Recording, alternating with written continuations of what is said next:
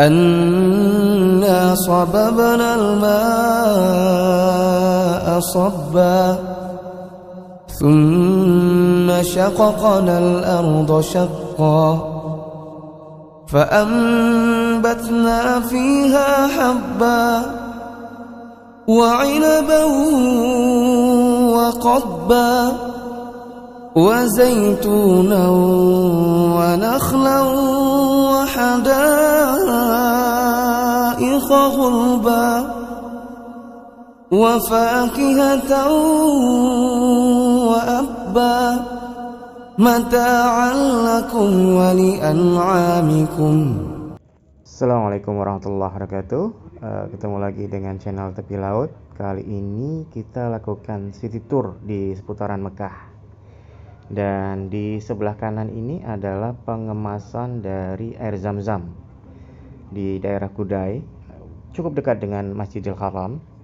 Jadi semua air disalurkan ke tempat ini untuk di packing, baik untuk yang dibawa pulang ke negara-negara para tamu Allah dalam 5 liter ataupun dalam kemasan kecil yang biasa didistribusikan di Masjid Nabawi.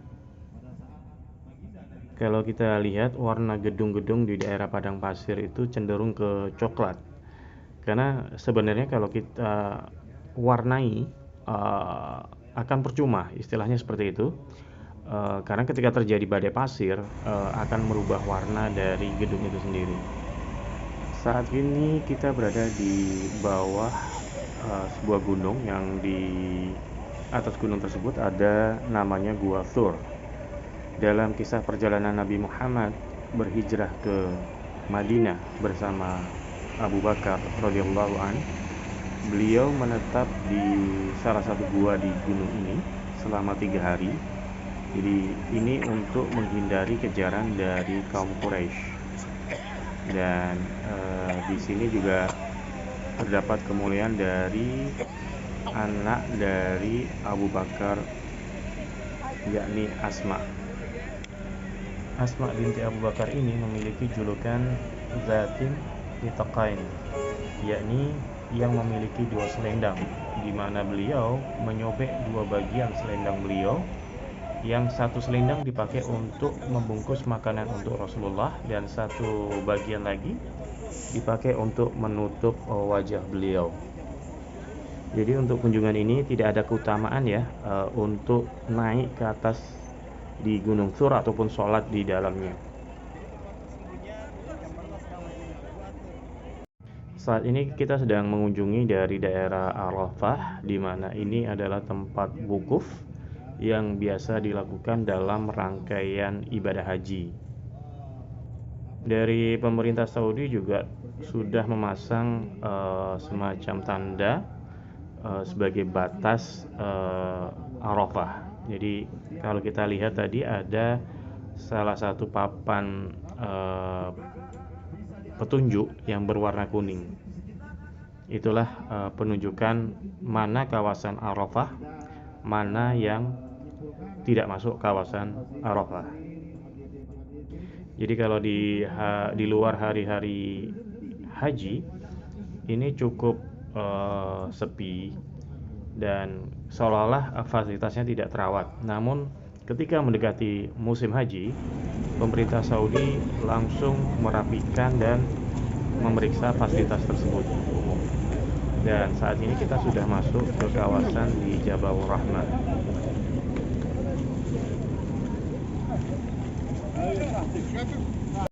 Ini adalah jalan menuju ke Jabal Rahmah.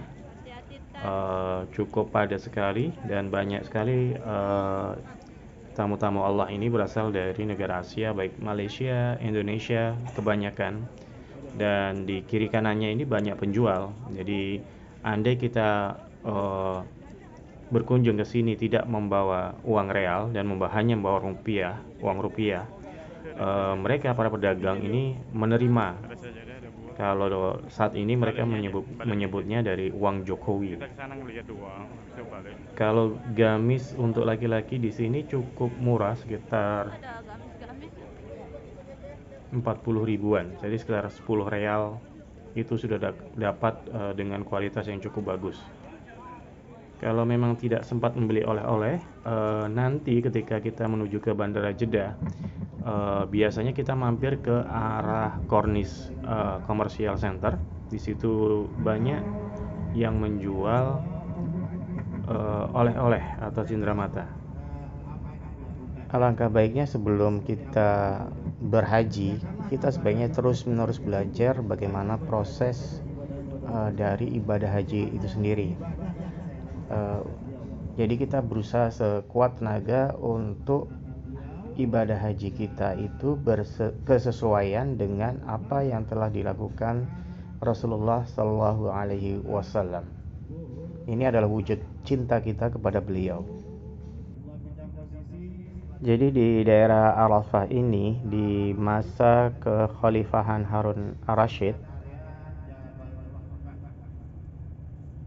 Ratu Zubaidah menginfakkan sekitar 5.000 kg emas untuk membangun saluran air yang diperuntukkan untuk jemaah haji yang memang pada waktu itu memang kesulitan dalam hal air.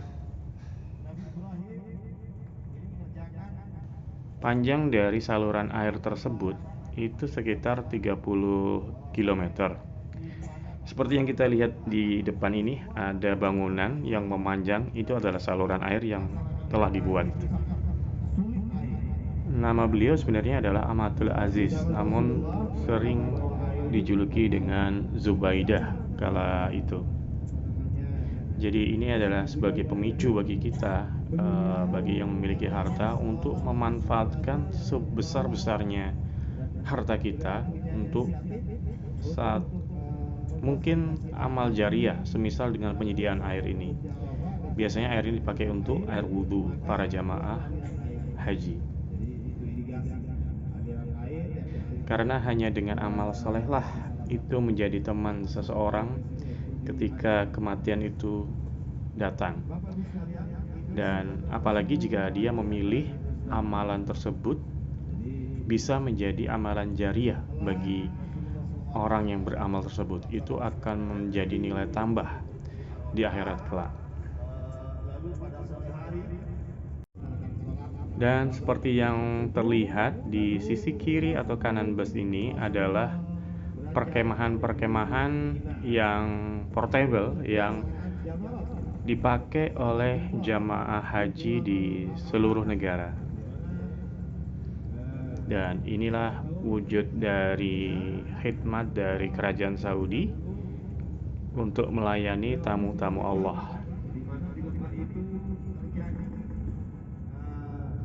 Jadi di bagian atas ini adalah stasiun kereta.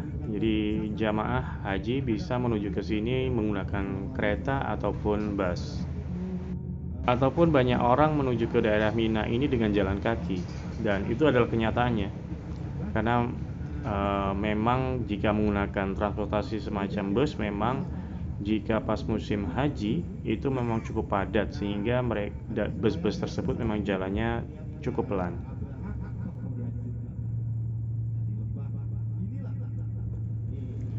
Diceritakan juga oleh Mutawif ini bahwa di sini juga tempat pasukan Abraha berhenti sejenak sebelum menyerang ke arah Ka'bah.